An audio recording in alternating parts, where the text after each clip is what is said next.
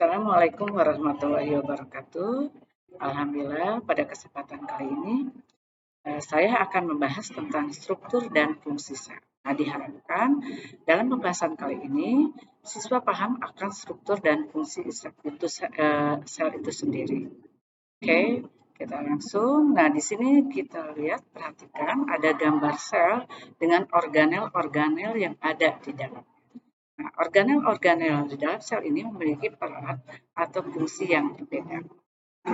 Ada nukleus, ada nukleus, ada nukleolus, ada lisosom, ada aparatus Golgi, ada membran sel itu sendiri, kemudian ada retikulum endoplasma, ya, ada di sini ada lisosom, kemudian ada ribosom. Oke, kita bahas satu persatu. Nah, struktur membran plasma atau merupakan bagian dari sel yang paling luar namanya membran plasma. Nah, di sini strukturnya seperti apa? Di mana struktur membran plasma ini tersusun atau komponen yang utamanya adalah protein dan lemak. Ya. Kebetulan lemaknya di sini ada 2 lapis lemak sehingga disebut dengan lipid bilayer, dan juga ada protein integral dan protein peripat. Oke. Fungsi dari membran sel adalah pembungkus dari sel itu sendiri, kemudian tempat keluar masuknya nutrisi dan mineral, kemudian menerima rangsang dari luar, dan juga sebagai tempat berlangsungnya berbagai reaksi kimia. Oke, ada cairan di dalam sel namanya sitoplasma. Nah, peran sitoplasma adalah tempat atau berlangsungnya metabolisme sel, kemudian sebagai sumber bahan kimia sel. Selain itu juga di dalam sitoplasma ada namanya organel, namanya retikulum endoplasma. Retikulum endoplasma berperan di dalam tempat sintesis steroid, lemak, dan juga sintesis protein apabila di dalam retikulum endoplasmanya mengandung ribosom, ya. Karena ribosom itu sendiri adalah berperan dalam sintesis protein. Nah, apabila retikulum endoplasma tersebut tidak memiliki ribosom, namanya retikulum endoplasma halus. Nah, itu memiliki peran dalam detoksifikasi sel-sel berbahaya di dalam sel, kemudian membantu detoksifikasi sel-sel berbahaya dalam sel. Selain itu juga tempat untuk menyimpan fosfolipid, steroid, dan glikolipid. Organel berikutnya adalah mitokondria. Mitokondria berperan, ya, di dalam respirasi seluler, yaitu sebagai penghasil energi dalam bentuk ATP yang siap pakai.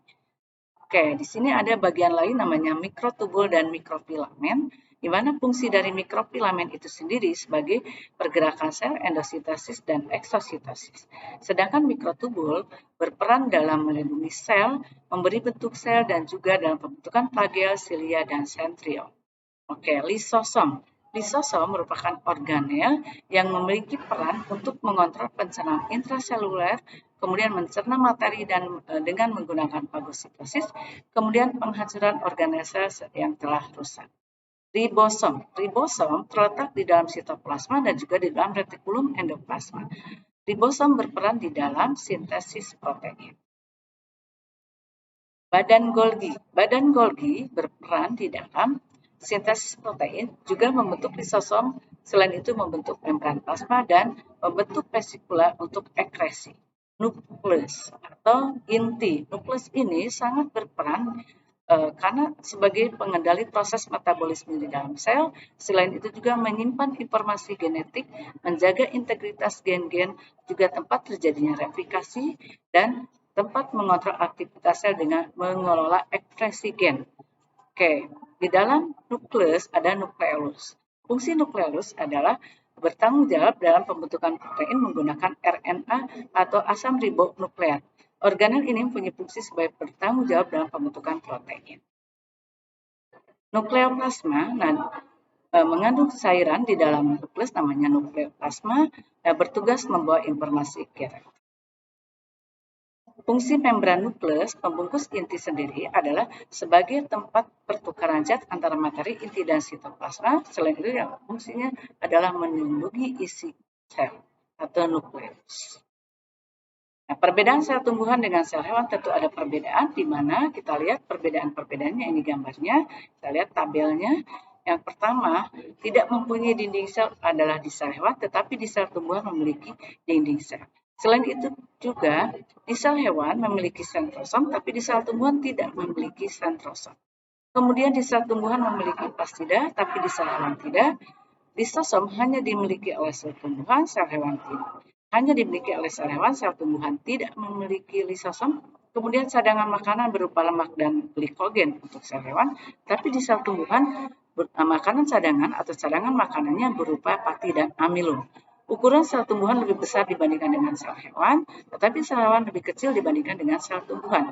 Bentuknya lebih tetap di sel tumbuhan karena memiliki dinding sel, tapi di sel hewan bentuknya tidak tetap. Kemudian di sel tumbuhan, badan Golgi disebut dengan diktiosom, tapi di sel hewan namanya badan Golgi. Kemudian vakuola itu di sel tumbuhan memiliki vakuola yang besar, tetapi di sel hewan vakuolanya kecil. Itulah perbedaan antara sel hewan dan sel tumbuhan. Mudah-mudahan pertemuan kali ini bermanfaat. Wassalamualaikum warahmatullahi wabarakatuh.